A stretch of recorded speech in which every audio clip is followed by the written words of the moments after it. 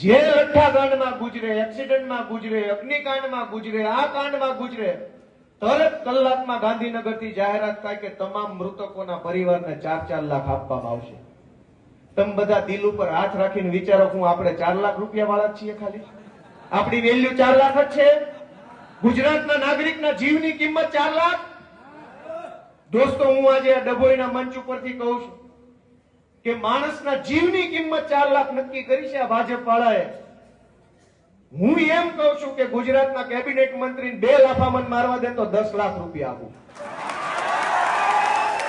તમે અમારો જીવ જાય તો 4 લાખ આપો છો, હું તમને ખાલી 1 લાફાના 5,000 5 લાખ આપવા તૈયાર છું. જેનામાં હિંમત હોય ડભોઈના સ્ટેજ ઉપર ઉભો રહે, 2 લાફા ડાબા હાથે મારીશ ને 10 લાખ ઉભા ઉભા ગણીને લઈ જવાના મારી પાસે.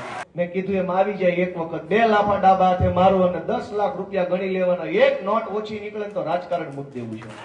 ગોપાલ ઇટાલિયાના વિવાદાસ્પદ નિવેદનને લઈને તમે શું કહેશો?